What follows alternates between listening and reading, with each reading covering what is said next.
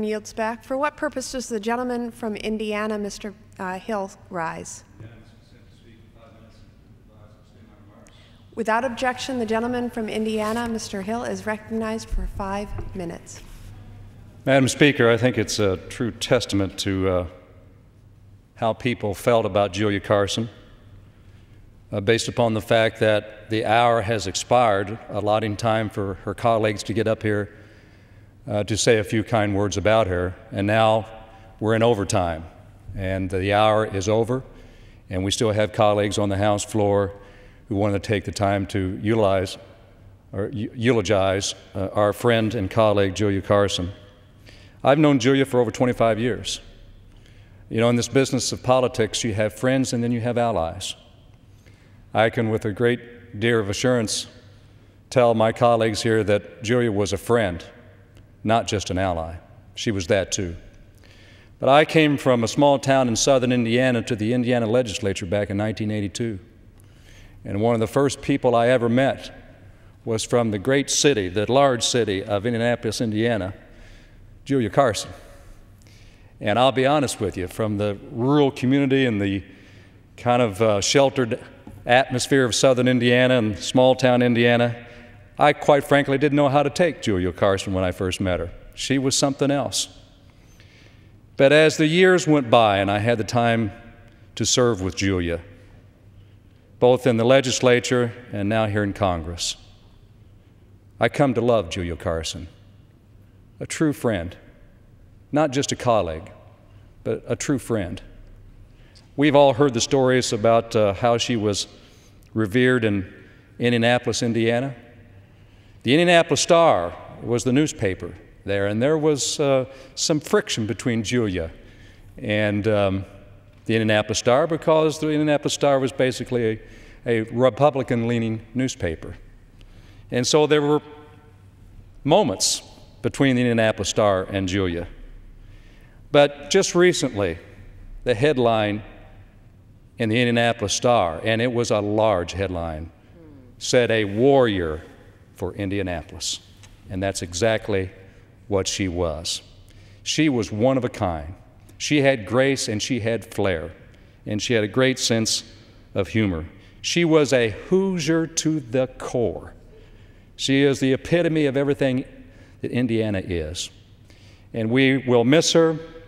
I come to this microphone today with mixed emotions. Emotion of sadness by the loss of Julia, but also a sense of good memories that we have about Julia Carson. The one thread that all of us have been speaking about, and I'll speak about it too, was Julia was a champion for the downtrodden and the poor. She made no excuses that she was a liberal in the good sense of the word.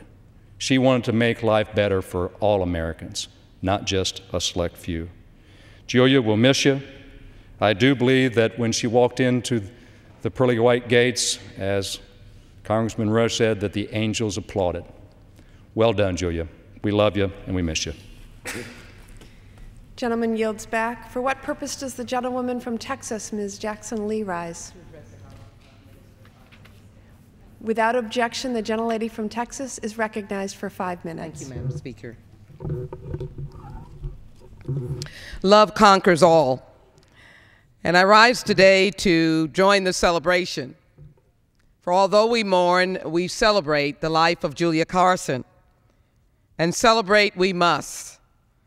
I'm delighted to have listened to my colleagues in the special order led by Congresswoman Stephanie Tubbs Jones, and to hear my friends and colleagues from Indiana.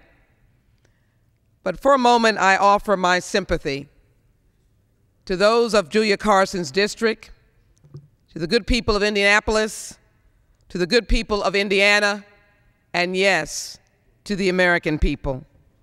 For Julia Carson truly represented and will be remembered as an American hero. I believe that Julia would not mind us recalling for our colleagues why she was so keenly committed to those who could not speak for themselves and could not help themselves. For Julia Carson's history, by its very nature, directed her into the fight for those who, like herself, grew up with very little, but yet could look to this great country and actually believe that they could achieve their dreams. For Julia was born to a teenage mother, and that, the time that she was born in the late 30s, going into the early 40s in World War II, was a struggle and an insurmountable task in and of itself. They had to struggle together. Julia Carson herself raised 2 children as a divorcee. So first of all, she understood what a single parent, a mother with 2 children, had to overcome to make sure that those children saw in themselves and saw in her a future. It's likely that she was already destined for public service, and so by finding Andy Jacobs and her finding him, and as well he finding her, it was a match made in heaven. But she stopped along the wayside to give support and comfort to workers, United Auto Workers, and understood what it meant for a hard day's work for a good day's pay. So early on, she was on the battlefield, and her time in the respective legislative bodies only spoke to her continued desire to serve. But I like something about Julia, and I like something about the description of her. And my good friend and colleague from Indiana, Congressman Hill, just said, a liberal in Indianapolis. I asked the question, how you can walk around in Indiana and call yourself a liberal and be victorious. That was Julia. Love conquers all. And the love she had for her people, but the love that they had for her, stood largely to embrace her and surround her with armor against those who would try to do her political harm. I was fascinated in listening to the congressman speak of the vigil. Can you imagine?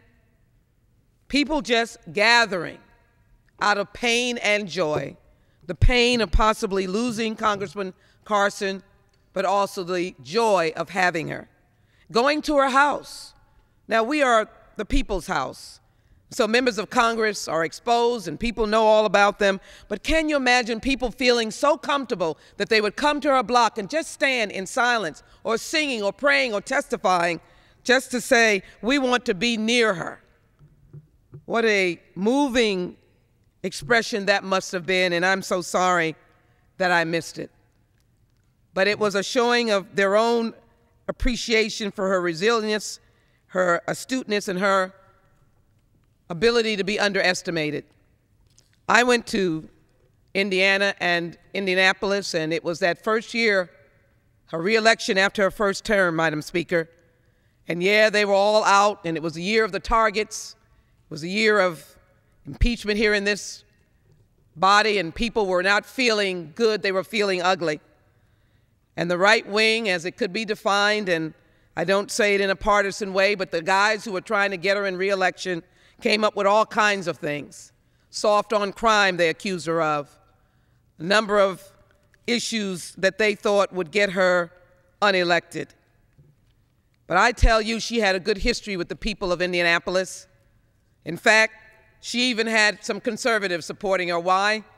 Because she was truthful in her belief for social services, but she also came up with the idea that welfare recipients should work for their benefits. I'm sure it was crafted around giving them hope and giving them goals and giving them the ability to believe that they could succeed. But she was applauded for that, and she was called a person who wrestled the problem to the ground. Madam Speaker, I close by simply saying that we have lost a warrior, a soldier on the battlefield, but tonight we celebrate her life. My sympathy to her family, and thank you, Julia, for being our friend and my friend. I yield back.